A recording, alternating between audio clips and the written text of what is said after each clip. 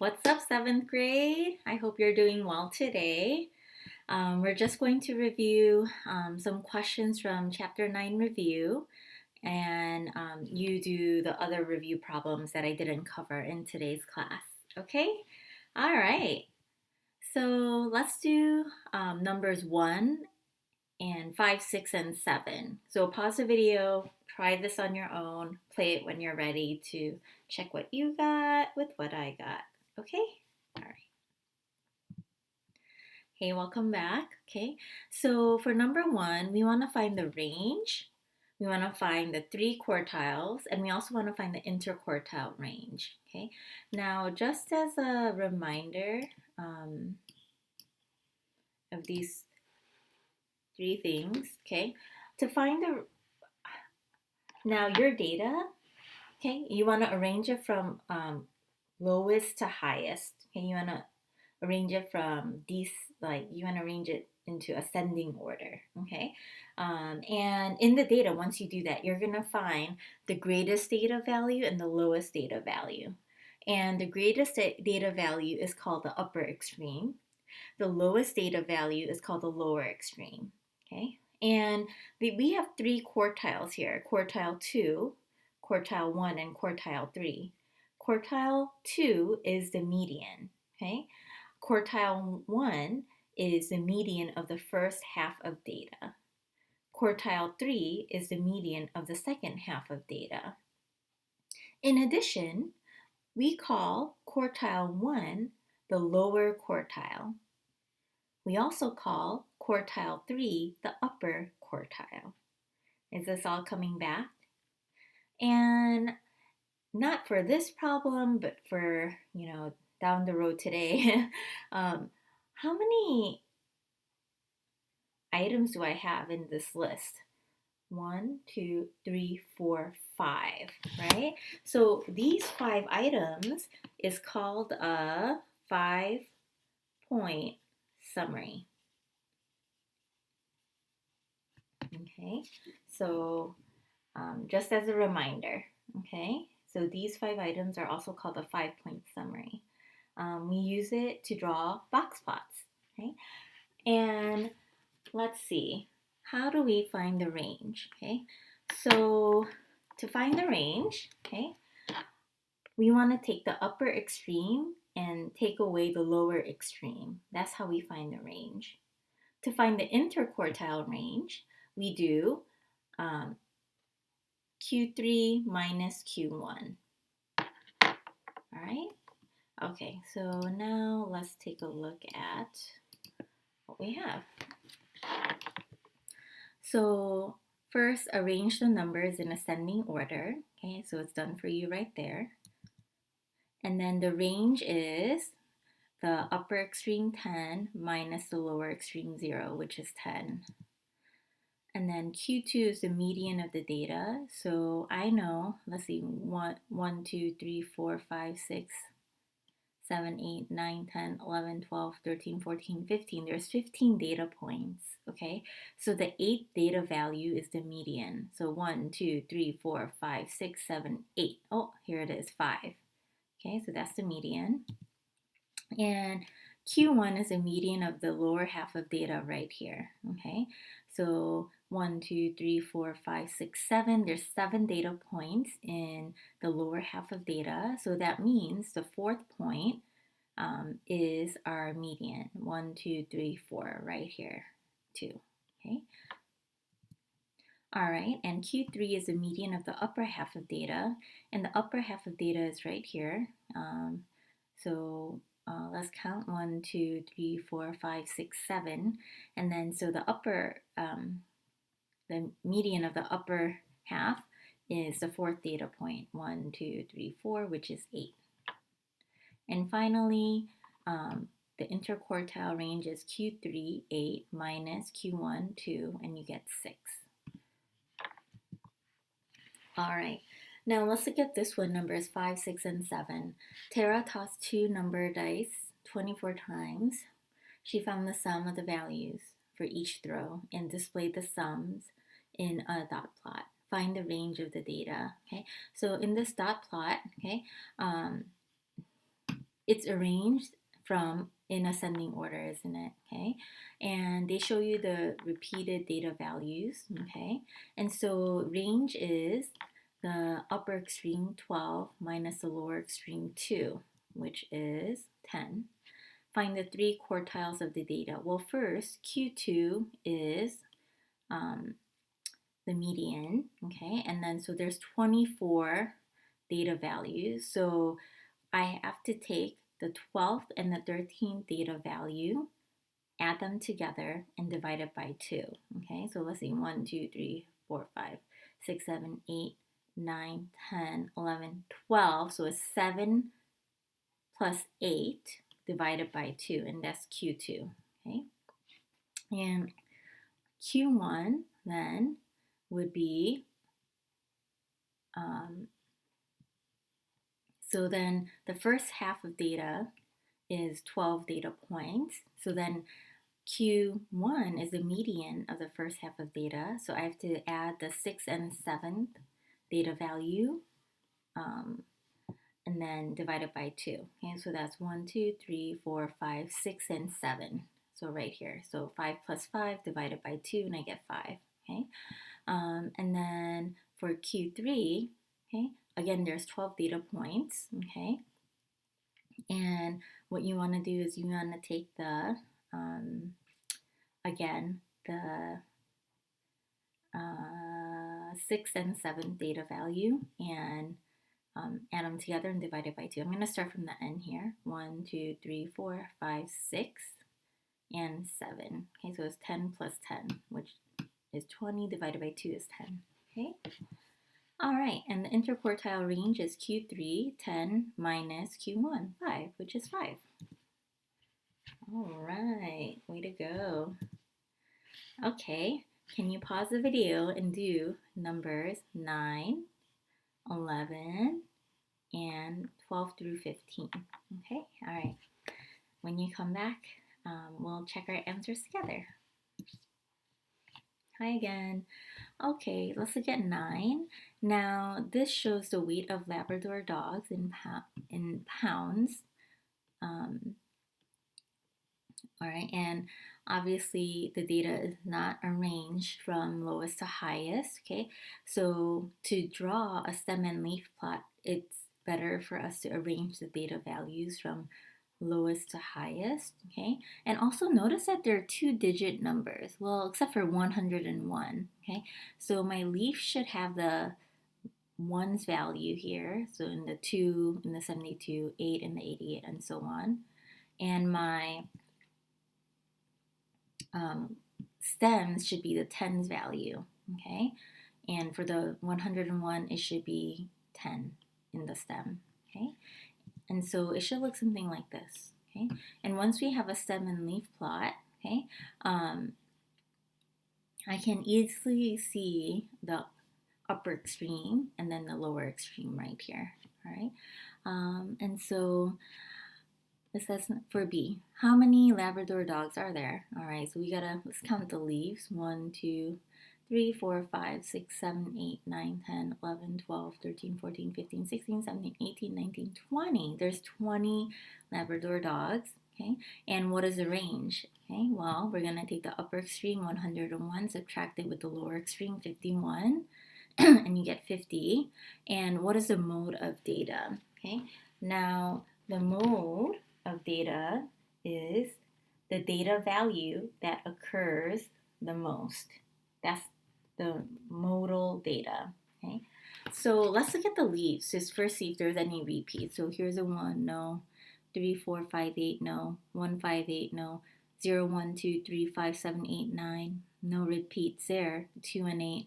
No repeats. 1 and 6. No repeats. Okay, so actually there is no modal weight, okay? Because there is not one number that occurs the most, okay? Each weight, data value, only occurs once. All right, and then the median weight is, so there's 20 data values. So we're gonna take the 10th and 11th data value, and then add them together and divide it by 2. Okay, so I'm going to just start from here to find, and I'm going to count the leaves to find the 10th and 11th data value. 1, 2, 3, 4, 5, 6, 7, 8, 9, 10, 11. So here are my leaves here. Okay, so it's 77 plus 78 divided by 2, and you get 77.5 pounds as the median weight. All right, and then now for 11, we're going to find the mean absolute deviation. And so first you want to find the mean. You're going to add the data values and divide it by the number of data items we have, which is 8, and you get 2.77. And so that's our mean, okay, for this data set. And so what do we need to do? We have to make that chart with 3 columns, right? And so we have the data items here in the first column. We have the mean in the second column. And then the third column is the distance of the data from the mean. And, just take the larger number and subtract the lower number from it. And so here are the data points there. And now what do? I want to find the mean absolute deviation, okay? And so here, what I'm going to do next is I'm going to add the third column data values here, okay? And then I'm going to divide it by the total number of data items, 1, 2, 3, 4, 5, 6, 7, 8, okay? And you get 0.81, okay, as the mean absolute deviation. All right, let's look at numbers 12 through 15, okay? The box plot summarizes the heights of bean sprouts in centimeters. Okay, find the lower quartile, the median, and the upper quartile, okay? Oh, well first, okay, let's just remind ourselves what this means, okay? In our box plot, okay, there's 1, 2, 3, 4, 5. There's 5 points. It utilizes the 5-point summary, okay? And so we have our lower extreme here, my upper extreme here. Then I have my Q1, Q2, and Q3, all right? Where Q2 is the median, Q1 is my lower quartile, and Q3 is my upper quartile, okay? And so it's written like that. And calculate the range and the interquartile range. Okay, so the range is the upper extreme minus the lower extreme, which is 5.1 minus 3.9. The interquartile range is Q3, which is 4.7, minus Q1, which is 4.3. All right, and so it's right there for you. So the range is 1.2, interquartile range is 0.4. Let's get 14. Interpret what the range means in this context. So the range is 1.2. So it's saying the data values of the bean sprout's height have a spread of 1.2 centimeters. Okay? And for 15, interpret what the interquartile range means. Okay? So from here to here, okay? And I mean, I recall, and I don't know if you recall this, but remember from the lower extreme to quartile 1, what's the percentage? It's 25%, right? What about from the Q1 to Q2, 25%? Q2 to Q3, 25%. Q3 to the upper extreme, that's 25%, okay? So maybe I would say the interquartile range shows that 50% of the data the middle 50% of the data has a difference of 0.4 centimeters, okay? Yeah. Okay. Cool. All right. So this is our last set of problems. Give it a try. And I know this is a lot of work, a lot of things to compute, but stick through it so you can keep practicing. So as you practice, you'll remember the definitions better and better. Okay? All right, so I'll see you soon. All right, hey, welcome back. So let's see here. Now, this is really important for us to know, okay? Because I didn't realize it until later. So we have the monthly sales figures for women's clothing in this top row and for men's clothing in the second row. And for the women's clothing and the men's clothing, they are in thousands of dollars. Okay, so in January, the women, they didn't sell $10 worth of clothes.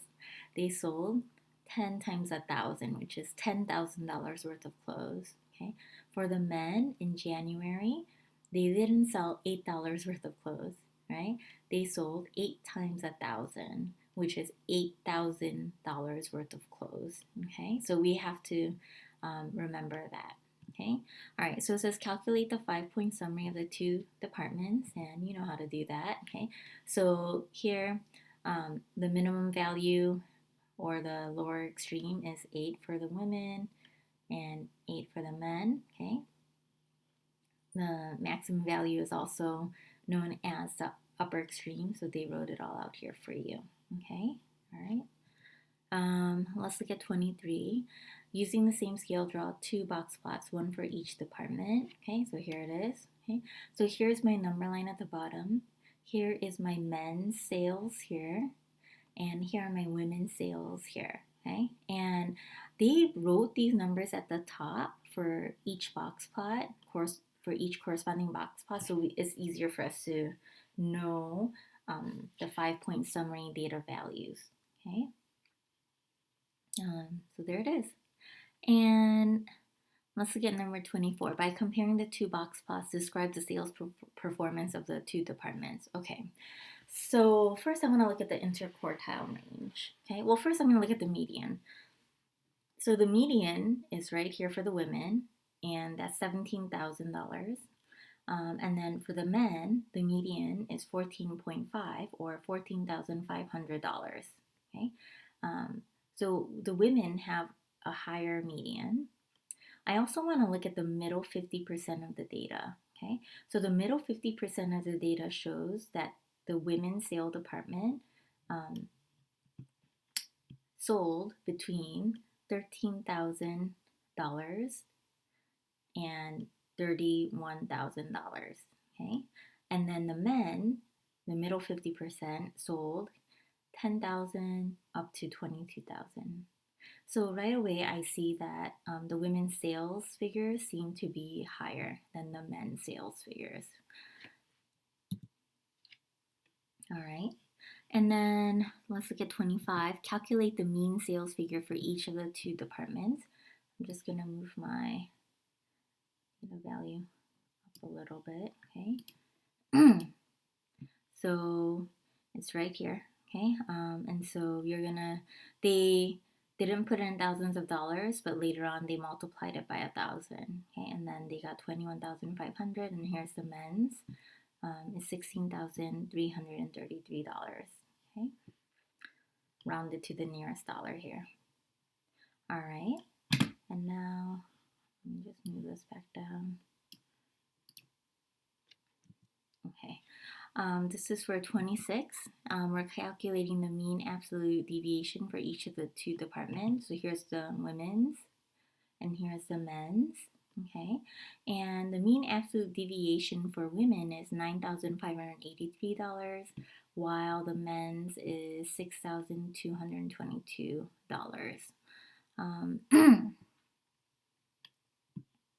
And then for 27, by comparing these two means, what can we infer about the variability of the sales? It looks like, on average, the women's data points are further from the mean compared to the men's, because the women's value is higher, isn't it? So it looks like the women's values, women's sales, they have greater variability than the men's sales. And let me see if that's true by looking at the dot plots. Okay, let's see. Oh, that's kind of true. Because look, it looks like the between the lower and upper extreme for the men, it's a bit smaller than the lower and upper extreme for the women. Okay, so yeah, all right, and that's all. Woohoo! Okay, please work on your homework. Don't forget to do your assessment redos from chapter 8 and send them to me to get a higher score. And you also have an assessment tomorrow for what chapter are we in? Chapter 9. And it's open book. Just do your best.